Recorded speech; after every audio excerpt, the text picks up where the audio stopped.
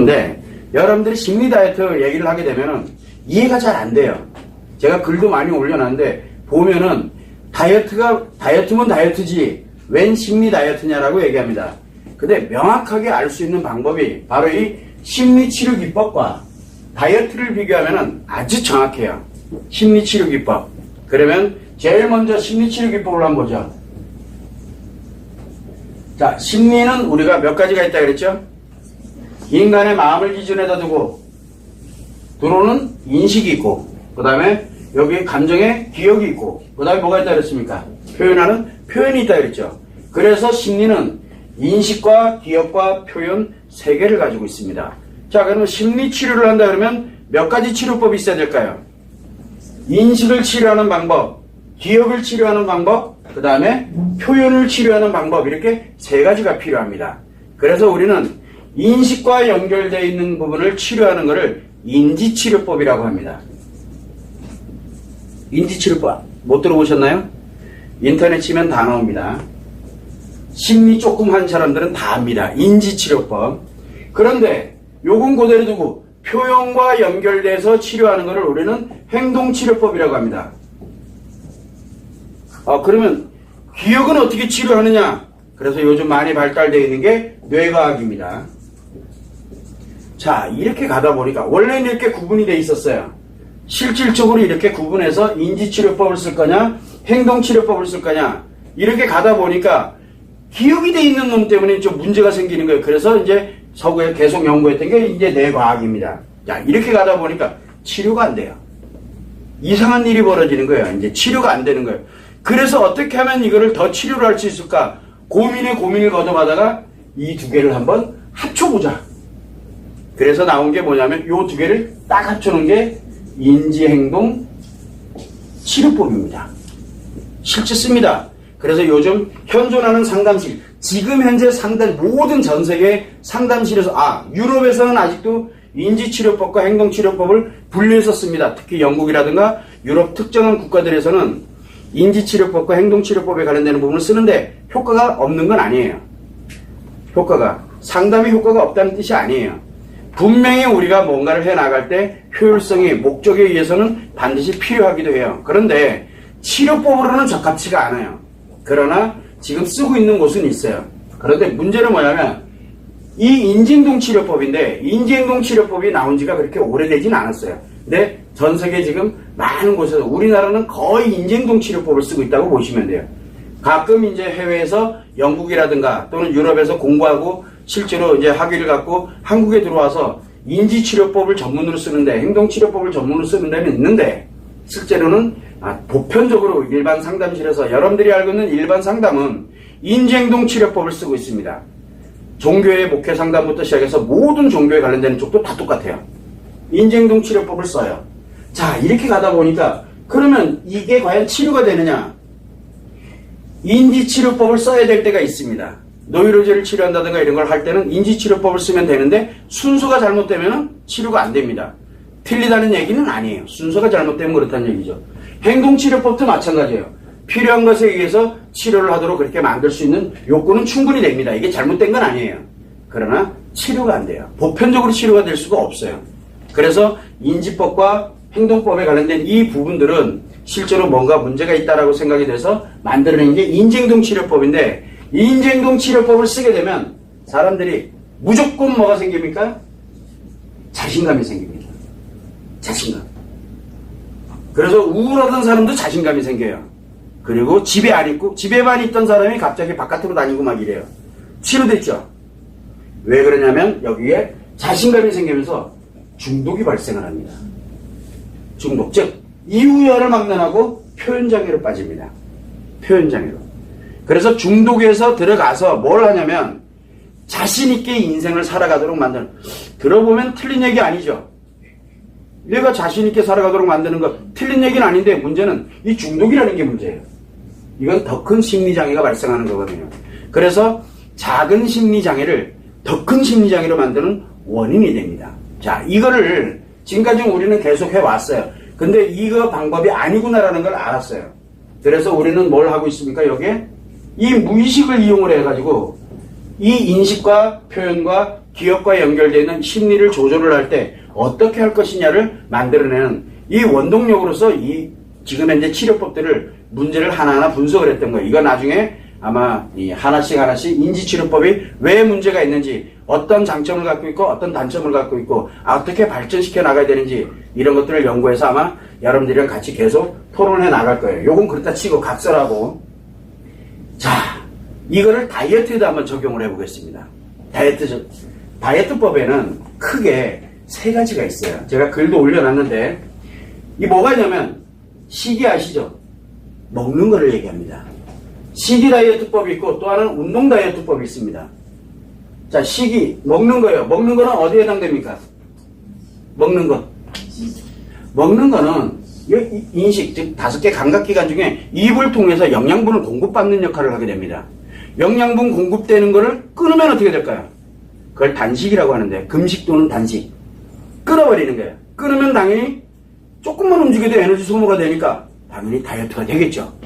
끊으면 되잖아요. 적게 먹거나 뭐 하거나 이런 식으로 먹는 거를 조절을 합니다. 그리고 약을 먹던가 아니면 또 이거는 다이어트에 좋은 음식이래, 그런 것들. 그래서 특정한 것들의 음식에 관련된 거를 조절하는 이 인식을 하는 겁니다. 자, 식이요법이 한때 굉장히 유행을 많이 했습니다. 다이어트 되던가요? 건강이 안 좋아져요. 이거 하다 보니까 건강이 너무 안 좋아지는 거야. 건강에 문제가 생겨요. 그래서 난리가 난 거야. 아, 이거 가지고는 어떤 사람은 성공한 사람이 있지만 그 사람은 지금도 이 시기에 관련된, 식이요법에 관련된 걸 지금도 해요. 그래야 유지가 돼요. 그거 딱 멈추는 순간 어떻게 됩니까? 원래보다 더 커져요. 문제가 생기는 거죠. 요요 현상 때문에 난리가 난 거예요. 그래서 식이요법은 답이 아니구나. 그래서 만든 게 뭡니까? 운동요법이에요. 그러니까 운동법으로 운동을 해서 살을 빼보자. 이제 해서 이제 만들어낸 게 이제 운동법인데, 자, 운동은 인식, 기억, 표현 중에 뭘까요?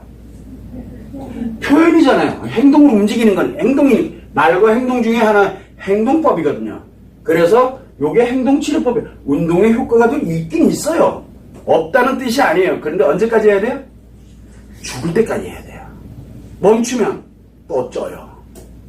그런데 문제가 생겨요. 그러다 보니까 이것도 대안이 아닌 것 같아. 이것도 대안이 아니고. 그러다 보니까 자꾸 고민을 합니다. 뭘 고민하면 이거를 한번, 요거랑 똑같아요. 재밌게도 이 두 개를 합친 것이 나타난 게 언제냐면 인지행동치료법이 만들어지고 난 다음에 나타났어요. 이 다이어트법이. 여러분들은 그거 모르셨죠? 그래서 뭐를 만들었냐면, 이거 제가 명칭 붙인 건데 이게 맞는지를 모르겠어요. 여기는 뭐랄까? 인지행동치료법. 그래서 저는 이거를 식이운동치료법이라고 했어요. 너무 괜찮죠? 그럴듯해. 근데 이게 말이 맞는지 모르겠어요. 그러나 어쨌든 두 개를 결합한 거예요. 이 두 개를 결합하듯이. 자, 식이운동치료법을 딱 쓰니까 어떤 현상이 생기냐면, 인지행동치료법 하면 이유를 막론하게 뭐가 만들어진다 그랬어요? 중독이 생긴다 그랬죠. 식이운동치료법을 하다 보니까 얘들 둘이 가지고 있는 단점 알죠? 여기 단점. 여기 단점이 있잖아요. 이 단점들이 따따블로 커지기 시작하는 거예요. 효과는 직방이에요. 효과 아세요? 효과가 뭡니까? 다이어트는 완전 즉각이에요. 다이어트는 굉장히 빠릅니다. 급격하게 살이 빠집니다. 여러분들은 음식을 조절하면서 운동을 하게 되면은 살은 금방 여러분들이 원하는 것보다 더 빨리 빠져요. 굉장히. 그래서 우리가 요즘 1주 만에 3주 만에 몇 킬로 뺐다 볼 것도 없어요. 식이운동 다이어트법이에요. 무조건 빠지게 돼 있어요. 뭘 해도 빠져요. 어쨌든 곱게 끊어보세요. 밥 안 먹고. 그리고 운동 열심히 해보세요. 일주일도 안 되세요. 반쪽 돼요. 반쪽. 그건 어렵지 않아요. 굉장히 빠릅니다. 엄청 빨라요. 대신 뭐가 문제 생겨요? 건강에 문제 생기고요. 또 뭐가 문제 생겨요? 심리에도 문제가 생겨요. 이 다이어트법 하다가 문제 딱 생기게 되면 이게 뭐가 만들어집니까? 굉장히 급격한 섭식장애가 만들어진다든가, 또는 내가도 모르게 건강이 막 안 좋아져요. 이상한 일들이 막 벌어지는 거예요. 그런데 이 다이어트 효과가 워낙 강해요. 다이어트 효과가. 근데 이 반대급부에서는 엄청난 데미지를 입어요. 이 몸이. 우리가 급격하게 다운되는 거는 그게 중요하지 않아요. 회복은 엄청 느려요. 회복하는 거는. 그래서 문제가 우리가 이 문제점들을 가지고서 이게 문제라고 보면은 이 효과가 크면 클수록 이 문제도 커져요. 그러다가 만약에 조금이라도 명절 돼가지고 조금이라도 뭐 먹었다. 그러면 여기 다 무너져요. 이거 다 무너져요. 그 다음에 다시 또 이 운동 또 하고 또 다이어트 하겠죠. 그러다 보면 뭐가 문제 생기냐? 건강에 문제가 생기지 않으면 반드시 심리에 문제가 생기게 돼 있어요. 자기 자신도 감당을 못해요. 그런 문제점들로 가게끔 이렇게 만들어져 있어요. 그러다 보니까 가만히 이러다 보니까 어떤 것 같아요? 심리치료, 현존하는 심리치료 기법과 현존하고 있는 다이어트 기법이 똑같죠. 하나는 인지법, 하나는 행동법, 인지행동법. 이 범주에서 지금 못 벗어나고 있어요. 왜? 인식과 이걸로만 가니까. 자, 그런데 심리 다이어트라는 것이 왜 나왔느냐? 바로 치료 원리랑 똑같아요. 심리 다이어트는 심리 치료 플러스 다이어트예요. 엄격하게 보면 제가 이것도 설명을 했는데, 그래서 심리 치료는 영어로 사이코테라피라고 합니다. 또라이 테라피가 아니라 사이코가 정신이라는 뜻이에요. 그래서 실제로 심리 치료라는 용어 자체가 사이코테라피입니다. 그렇게 아예 공식 명칭이 그래요. 사이코테라피 다이어트예요. 그래서 심리 치료를 가지고서 다이어트를 해가는 방법이 바로 이 지금 여러분들이 알고 있는 바로 심리 다이어트 기법이에요. 심리 다이어트라는 명칭을 쓰는 데가 있어요. 특이하게도. 그리고 마음으로 이용을 해서 뭐 한다는 그런 사람들도 있어요. 그 사람들은 뭘 가져왔냐? 요거의 연장선이에요. 마음 따위는 아예 없어요, 거기에. 자, 그런데 요 심리 다이어트에 관련된 거 하다 보니까 똑같이 우리가 지금 심리 치료 기법이 뭘로 씁니까? 마음에 있는 에너지를 가지고 심리 치료법을 쓰거든요. 여러분들 상처를 치료한다든가 심리를 치료하는 것도 다 이 마음을 조절을 해서 이 무의식을 조절을 하는 거예요. 그러다 보니까 무의식을 조절하는 가운데서 간단한 맨손 몇 개만 움직여 놓으면 다이어트가 되더라고요. 그래서 심리에 관련된 다이어트법이다라고 이렇게 이야기를 하는 겁니다. 그런데 여러분들이 아는 것처럼 그렇게 단순하게 구성되어 있는 게 아니에요. 굉장히 복잡하면서 그거를 하나하나 글로 제가 설명은 다 해드렸어요. 그 내용은 참고를 해서 보시되 결국은 우리가 심리치료법과 다이어트는 맥락을 함께 왔어요. 지금까지 맥락을 함께 왔습니다. 그래서 여러분들은 가장 좋은 방법이 뭐냐? 진짜 빨리 살 빼고 싶냐? 나중에 내 소원은 내일 죽어도 좋으니까 오늘 한번 날씬해져 보는 게 소원이다. 그럼 뭘 하면 됩니까? 먹는 거 끊어, 일단. 물도 끊어. 그리고 뭘 하면 돼요? 하루 종일 운동해요. 그러면 즉각 효과 나옵니다. 반쪽됩니다. 이따만한 바지가 헐렁헐렁해집니다. 그 대신 평생 해야 되는데 오래 못 살겠죠. 건강에 문제 생깁니다. 즉 먹는 거는 생존과 연결이 돼 있어요. 생존. 살아가는 내 몸이 유지하고 관리돼서 살아가는 게 굉장히 중요해요. 심리가 왜 필요합니까? 생존해야 그 다음에 행복이든 뭐든 따질 거 아니에요. 생존의 위협을 느끼고 생존의 문제가 생기게 되면 심리가 아무리 건강하면 뭐예요? 죽으면 말짱 꽝인데. 그래서 굉장히 위험한 방법이 이런 극단적인 방법들이거든요. 그래서 다이어트는 극단적인 방법으로 하지 않고 인간은 누구나 다 몸과 마음이 원래대로 회복을 하려고 하는 성격을 가지고 있어요. 여러분들이 내가 살이 많아. 그러면 알게 모르게 컴플렉스가 있습니다. 왜 컴플렉스가 생길까요? 원래대로 회복하고 싶어서 그래요. 몸이 둔해. 나도 느껴요. 답답해요. 왜 그래요? 몸이 나한테 신호를 보내는 거야. 빨리 살 빼라고. 그래서 답답해지는 거예요. 즉 원래대로 자꾸 나를 회복시키려고 몸과 마음이 빨보등 쳐요. 그러면 회복력을 가지고 있다는 뜻이거든요. 뭔가 코드가 풀어지면, 매듭만 풀어지면 그게 분명히 이 스스로가, 내 자신이 스스로가 몸과 마음을 회복하는 능력을 갖고 있어요. 인간은 누구나 다.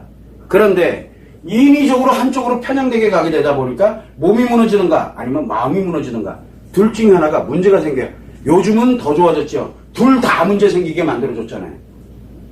그러니까 차라리 몸만 좀 아프고 몸 좀 약해지고 이러면 상관이 없는데 그래도 심리는 건강하잖아요. 그런데 두 개를 다 해버리면 몸도 문제 생기지만 심리도 문제가 생깁니다. 그래서 우리는 과거에 관련되어 있는 쪽을 통해서 지금 현재 어떻게 나가고 있는지 이거를 심리치료 기법이 지금 어떤 식으로 발전해 나가고 현재 지금 어떤 게 보편화되어 있는지. 그래서 지금은 심리치료법이 인지행동치료법이 보편화되어 있는데 특이하게도 지금 대세가 뭡니까? 식이운동치료법입니다. 식이운동 다이어트법이라고 보면 돼요. 그게 지금 현재 대세예요. 그래서 식이조절이 몇 프로입니까? 요즘 대세가 8대2. 이해되시나요? 요걸 조절하겠죠, 이제. 나름대로. 요걸 7대3으로 가면 또 다른 기법입니다. 요걸 8대2로 가느냐, 9대1로 가느냐, 요 비율별로 조정해놓고 각각이 다 치료법이에요. 각각이. 그러면 내가 어디에 맞느냐? 맞느냐는 따질 거 없어요. 무조건 다 망하게 돼 있어요. 폭망이라 그래요, 그거를. 그래서 다이어트법도 원리를 정확하게 알아야, 이게 나에게 어떤 영향을 주겠구나 하는 걸 정확하게 알 수 있어요. 다이어트만 되면 뭐예요? 그 다음은 내 인생 다 날아가는데 항상 여러분들이 그걸 조심을 해야 돼요.